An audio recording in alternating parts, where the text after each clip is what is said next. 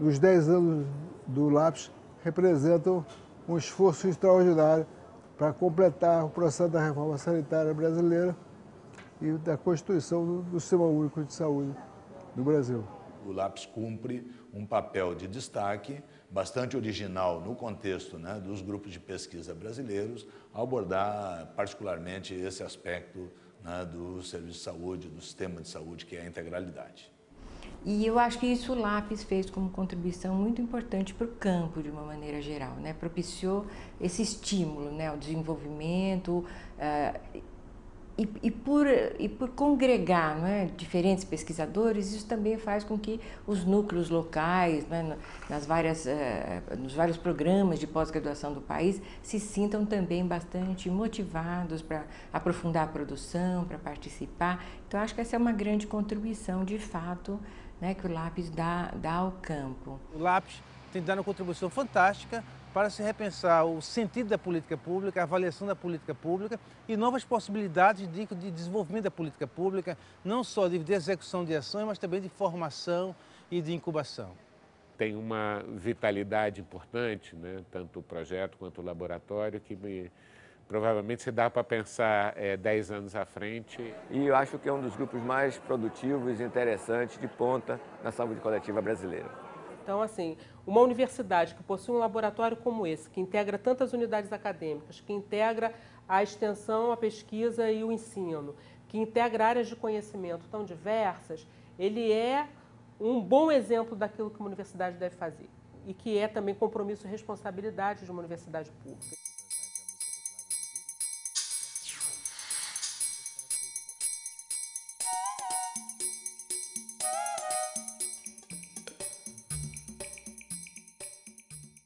Em 98, mais ou menos, quando completaram 10 anos da Constituição, a gente começou no Instituto de Medicina Social, especificamente no Departamento de Planejamento e Administração, um debate interno de como é que a gente podia contribuir academicamente para uma reflexão desses 10 anos, né? Então, foi uma iniciativa interna propor uma série de fóruns de debate, que depois viraram disciplina formal da pós-graduação, de aprofundamento do que tinha acontecido com os princípios fundamentais, né, do SUS, um pouco tenho a impressão de que isso gerou, particularmente no caso da ideia do cuidado integral, esse aprofundamento desses 10 anos do projeto de integralidade.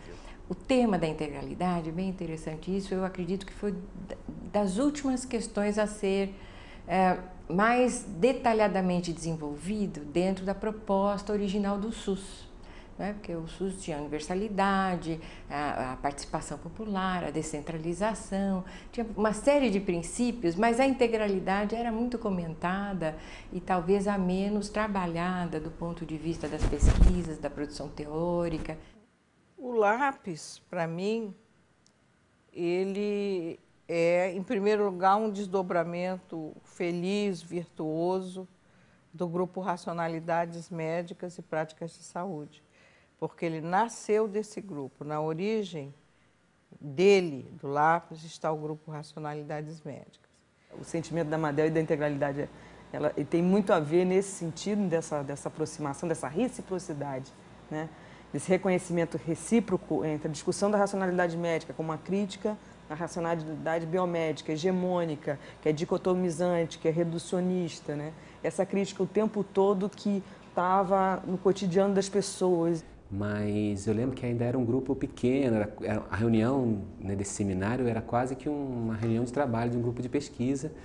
E já desde as primeiras vezes que eu participei, foi uma experiência muito interessante, assim.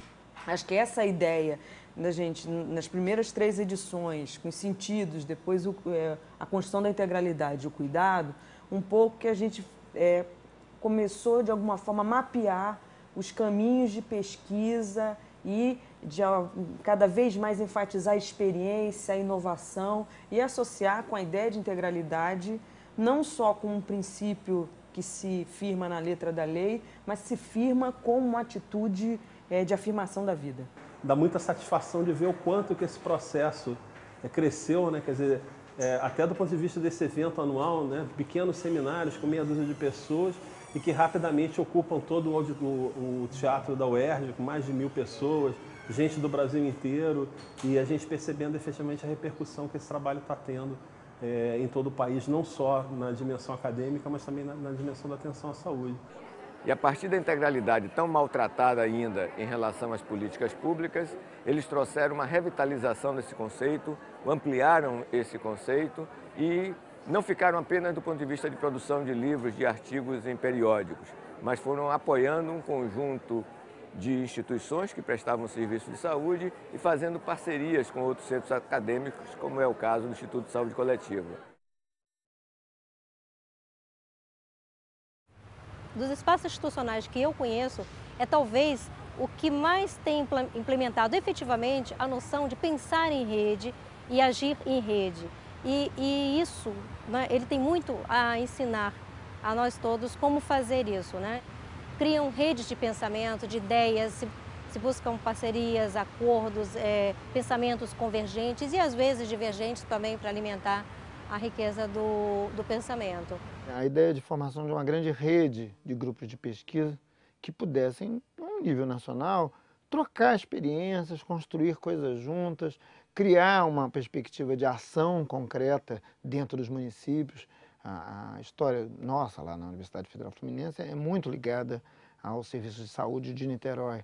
Então, a ideia de procurar outras pessoas, outros grupos que tinham o mesmo tipo de inserção dentro das suas cidades, dentro das suas políticas de saúde, nos pareceu bastante interessante. O ICICT, até porque também trabalha numa área muito próxima, né, informação, comunicação e saúde, tem uma parceria e uma interação muito grande, não só com o projeto do LAPS, mas também com a equipe que conduz e que trabalha no LAPS, né? Nós desenvolvemos juntos uma biblioteca virtual temática na área de integralidade, que tem uma interface grande com a biblioteca em saúde pública e com outras áreas temáticas que a gente, aqui no ICICT, vem coordenando junto com o Ministério da Saúde e a Bireme. O LAPS tem uma presença no cenário não só da pesquisa em avaliação de serviço de saúde no Brasil, mas também de conformação das atividades da Brasco, muito importante, isso reforça os nossos vínculos. Essa aproximação de nós ali rendeu frutos, até hoje está rendendo frutos para nós do Hospital Sofia Fechner, através de uma discussão do cuidado com integralidade, tá certo? E trazendo os nossos trabalhadores para uma visão mais crítica da nossa praxis do cotidiano.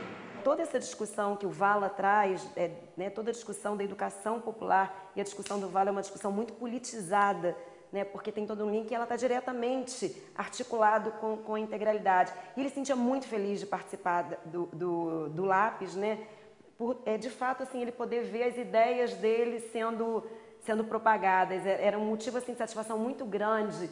Eu lembro de um dos seminários que o Vala participou, já com dificuldade de caminhar, e o prazer de estar ali, na hora que ele começava a falar, era uma empolgação.